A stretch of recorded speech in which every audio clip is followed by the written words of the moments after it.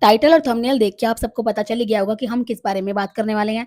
Story क्या होने वाली है, मैं नंबर भी बताऊँगी, एपिसोड नंबर। हम सबको पता चल चुका है इतने सालों से देखते-देखते कि अब क्या होने वाला है। क्या ये सपना होगा? क्या स्टोरी रिपिटेटिव होगी? क्या होने वाला है स्टोरी का एंड?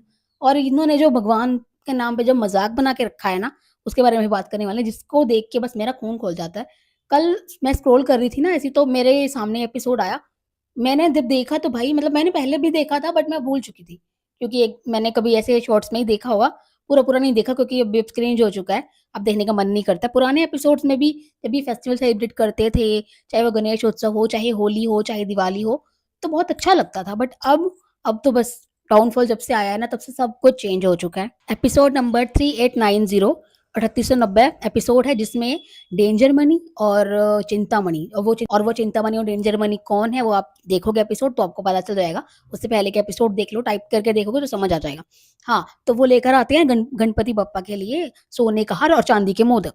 तो अब टेंशन ये रहती है उनके देने के बाद ये कि भाई सँभालेगा कौन, टेंशन रह जाती है। अब वहाँ पर 3 लोग खड़े होते हैं, 3 महामूर्ख लोग पड़े खड़े होते हैं, एक परिवार खड़ा होता है, जिनको देख के मेरा मन कर रहा था कि मैं मतलब पानी पी रही थी ना उस टाइम, कि मैं पानी की बोतल ही फेंक के मारूँ। ऐसा गुस्सा आ रहा था मुझे भाई। वो एक पति-पत्नी होती है और उनकी बच्ची होती है। अब बच्ची क्या, अब इतनी इतनी भी बच्ची नहीं होती वो कि उसमें उसका दिमाग बॉटम का पैरों में हो। पर लेकिन सच में उसका पैरों में दिमाग था, घुटनों में वहाँ पे भी नहीं था, दिमाग है ही नहीं था उसमें। तो वो क्या कहते हैं, पहले वो उनको ना बहाना चाहिए होता है सोसाइटी में रुकने का, तो वो बहाना ढूँढते हैं, वो कहते हैं कि किसी अनजान को रुकने नहीं देंगे। बट स्टिल वो वहाँ पर कहीं छुप जाते हैं और बहाना बनाते हैं कि उनकी जो सोने की अंगूठी है ना, वो कहीं गिर गई है, जबकि वो बंदा खुद ही अपनी जेब में रख लेता है और कहता है कि मेरी सोने की अंगूठी यहाँ गिर गई है, तो मुझे ढूँढने के लिए चाहिए, तो बहाने से वहाँ रुक जाता है। तो ठीक है, तो सुबह चला जाता है, तो अगले दिन फिर वो आता है, तो आखिर सब लोग फ़ोर्स करते हैं, "भाई तुम्हारा कारण क्या है यहाँ आने का? तुम चोर हो, चोरी करने आए हो।" तो भई वो बंदा बोल देता कि कह दे कि मेरी वजह क्या है यहाँ आने की? मेरी वजह मेरी बेटी है। अब भक्ति, उस लड़की का नाम भक्ति होता है। दिखाते हैं कि भई वो बहुत बड़ी भक्त है, जैसे वो भगवान खुद ही है। इस तरह का प्रिटेंड करते हैं कि भाई इसको सपना आया था घर पे, इसको सपने में गणेश जी ने बोला था कि मैं तुम्हारे साथ आके गरबा करूँगा। सो लॉजिक है कोई कि माँ-बाप ने भी ये चीज़ बोल दी। बच्चे तो बच्चे होते हैं, उनको कुछ भी सपना आएगा, कुछ भी बोलेंगे, तो वो मुँह फाड़ देंगे आके वहाँ पर। तो कहती है कि मुझे गणेश जी का सपना आया था और उन्होंने मुझे बोला कि मैं तुम्हारे साथ गरबा करूँगा आके। अब ज़ाहिर-सी बात है, ये लोग, इसके माँ-बाप की बात मुझे हैरानी हुई कि बच्चे ने तो तुम्हें बोल दिया कि तुम्हारी लड़की ने तुम्हें ये चीज़ बोल दी। भाई तुमने मान भी ली? कैसे बेवकूफ़ लोग हो तुम। मेरा तो कैसी-कैसी बातें बोलने का मन कर रहा है भाई, कि उसने बोल दिया तुम्हें और तुमने मान लिया कि हाँ, सपने में गणेश जी आए और उन्होंने कहा कि मैं तुम्हारे साथ गरबा करूँगा सोसाइटी में, गोकुलधाम सोसाइटी में। अब मुझे नहीं पता कि गोकुलधाम सोसाइटी में बोला है या फिर यही बोला है कि गरबा करूँगा। तो ज़ाहिर-सी बात है, सोसाइटी वाले मानते नहीं है, कहते हैं कि भाई कल को कोई और बच्चा सपना लेके आएगा तो क्या हम मान लेंगे? उसे रुकने देंगे? भाई तुम चोर भी हो सकते हो।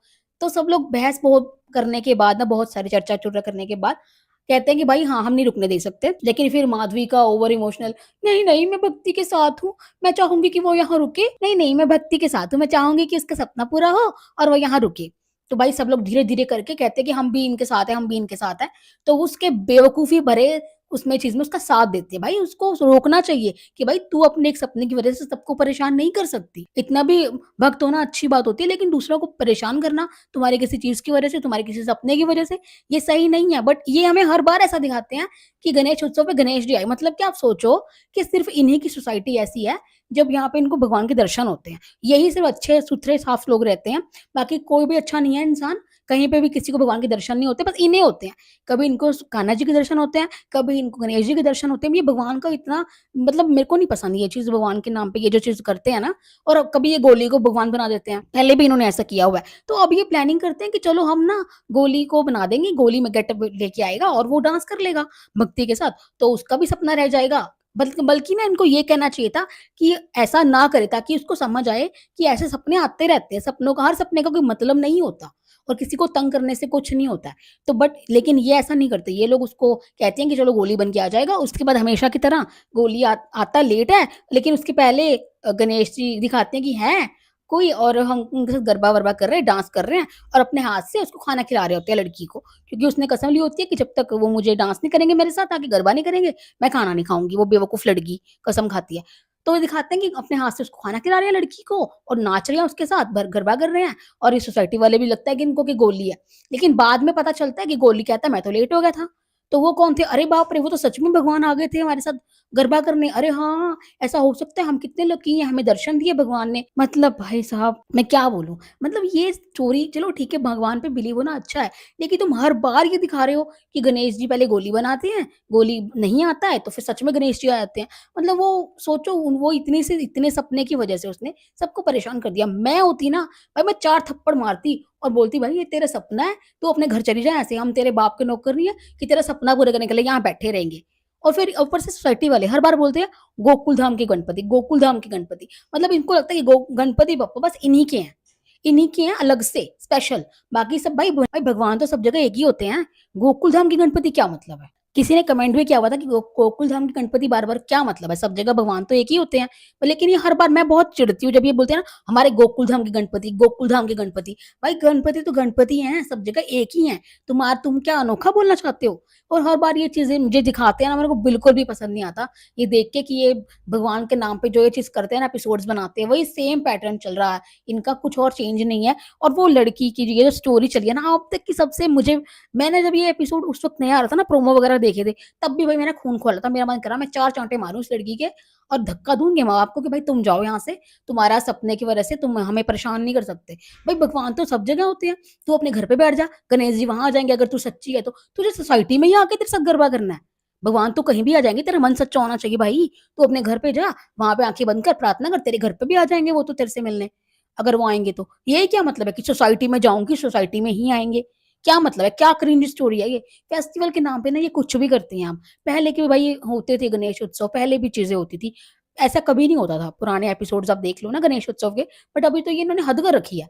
मैं अब अगर ऐसी स्टोरी फिर से आ गई ना इस बार कि इन्होंने दिखा दिया कि गणेश जी आ गए इनके साथ गरबा करने या फिर इनको दर्शन देने, भई मेरा तो मैं सच में मेरा पारा हाई हो जाएगा, बता रही हूँ मैं। बहुत हो गया भाई इनका। इन्होंने उस लड़की को जो सोसाइटी में घुसने दिया ना और रहने दिया उसको, भाई इनको रहने नहीं देना चाहिए था भाई, इसको बाहर निकाल देना चाहिए था धक्का मार के। अगर मैं होती ना भाई इनकी जगह, सोसाइटी के सेक्रेटरी महामूर्ख है, सेक्रेटरी की बीवी महामूर्ख है। फिर कहते हैं कि हम शिक्षक हैं, हम पढ़े-लिखे हैं, बिज़नेस वुमन है। भाई कुछ नहीं है ये लोग, इनको कुछ नहीं आता-जाता और इनके किसी भी एक इंसान में लॉजिक नहीं है। कोई एक इंसान ये बोल सकता था कि भाई तू अपने घर चली जा, गणेश जी तो वहाँ भी सेम ही है, यहाँ के गणेश जी कुछ अलग हैं, भगवान तो एक ही है ना, तू वहाँ चली जा। लेकिन नहीं भाई मुझे ये चीज़ बिल्कुल पसंद नहीं आई और मुझे तो इस चीज़ को देख के खून खौला मेरा जब भी ये स्टोरी मतलब मेरे सामने आई ना, मैंने देखा थोड़ा पूरा तो मैं देख ही नहीं पाई भाई एपिसोड। लेकिन मुझे फ़ास्ट फ़ॉरवर्ड करके मैंने देखा, भाई ये क्या हो रहा है? क्या चल रहा है इसमें? तो भाई मुझे लगा कि मुझे इस बारे में बात ज़रूर करनी चाहिए क्योंकि ये चीज़ सही नहीं है। ये बार-बार यूज़ करते हैं इस तरह से, वो ठीक नहीं है। और अब आगे भी पता नहीं ये इसी तरह करते रहेंगे क्योंकि ये बाज नहीं आते ना अपनी हरकतों से। नई स्टोरी इनके पास है नहीं और अब ये भी नहीं है कि स्टोरी नहीं है तो कुछ सीरियल बंद कर दे, कुछ कर दे, कुछ अलग चीज़ कर दे, जो कि जनता देखना चाहती है, वो भी नहीं होगा इनसे। तो ख़ैर भाई बहुत बोलने का मन है मेरा लेकिन इसके बारे में क्या बोलूँ? आप खुद ही एपिसोड देख के ना खुद बताना मुझे कि आपको क्या लगता है कि वो ठीक करते हैं? अपना फीडबैक ज़रूर देना। सब्सक्राइब ज़रूर कर लेना यार, एक-एक सब्सक्राइबर बहुत ज़्यादा ज़रूरी है, 500 सब्सक्राइबर्स प्लीज़ करवा दो। और हाँ, सब्सक्राइब करने के बाद ना इंस्टा का लिंक भी डिस्क्रिप्शन में रखा है, वहाँ पर मैसेज कर सकते हो, डीएम कर सकते हो, अपना फीडबैक दे सकते हो। मिलते हैं फिर अगली पॉडकास्ट में, तब तक के लिए अपना ध्यान रखना। Take care, bye-bye.